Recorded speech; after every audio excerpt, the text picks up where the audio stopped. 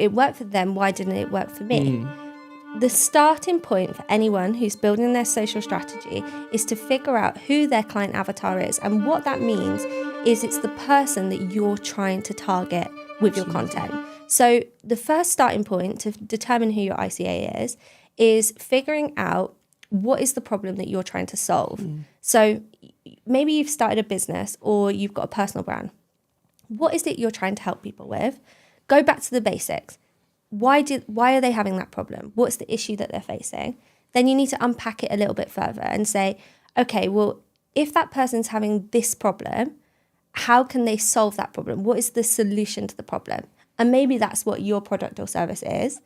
And then what you can do is you can determine 1 to 3 ideal client avatars, which are basically target personas of the people that you need to target who need the solution that you're trying to provide.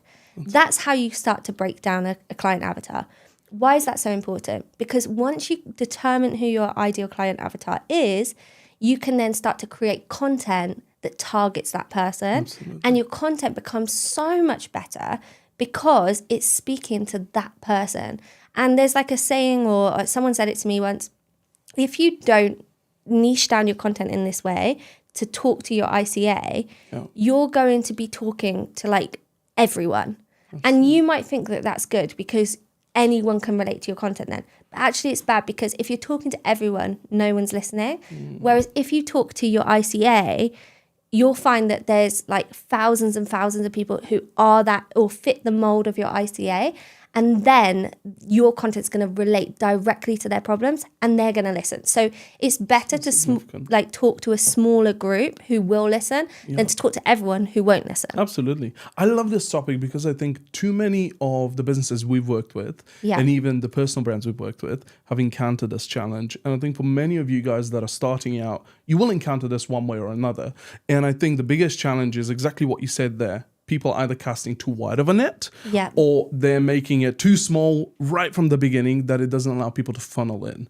And what's really important is to really today, hopefully we can, with our experience, educate you guys on knowing how to funnel down and making your net small enough to capture the right people, but not big enough to capture everybody, right? Yeah. So I want to dive into this first question, which is why do people overcomplicate ICAs? Yeah, I think the reason people are overcomplicating it right now is 2 things.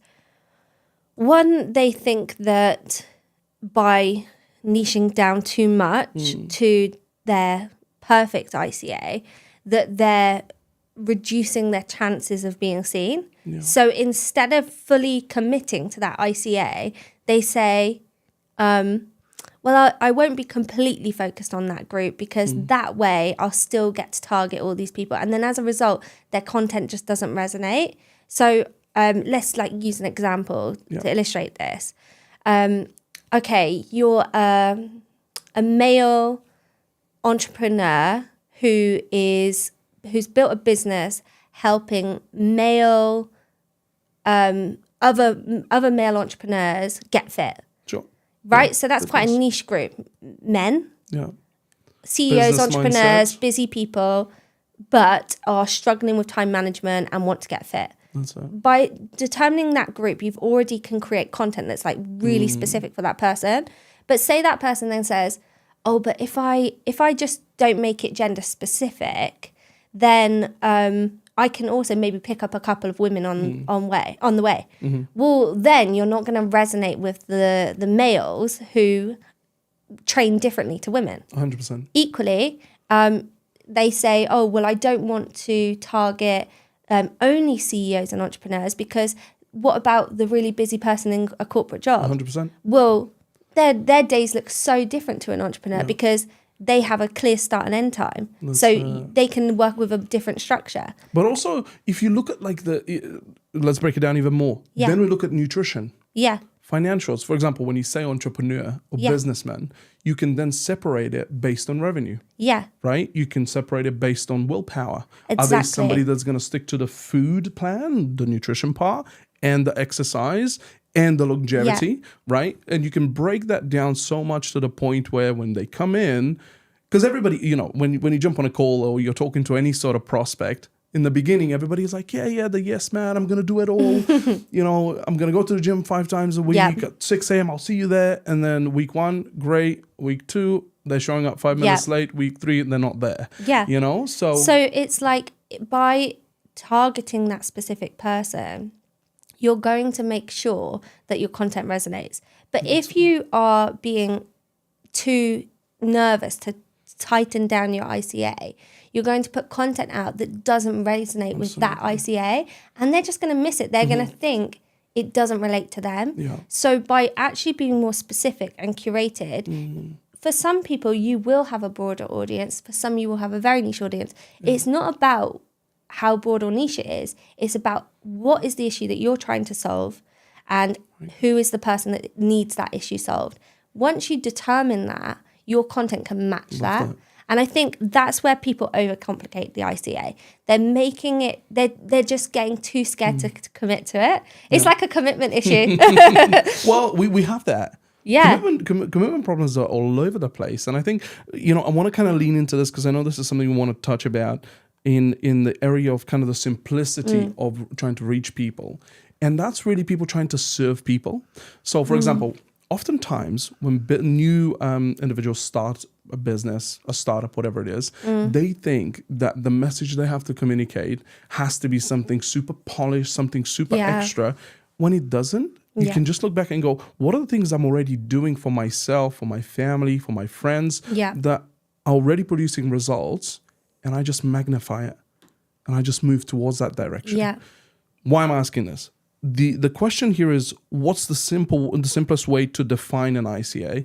And I think that comes down to who are the easiest people around you that you can serve without putting any effort in.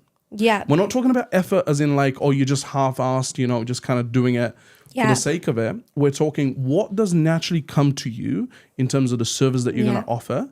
So then when people come at volume or at scalability, you're able to deliver in a way that allows you to deliver the day-to-day value, but also allows you to be stretched in the long run if you decide to separate different lower tier packages compared to high ticket, etc. I think it's really good to look at this in terms of like where you are in your journey on business as well, or whatever your offer is, where you are in terms of the delivery of that.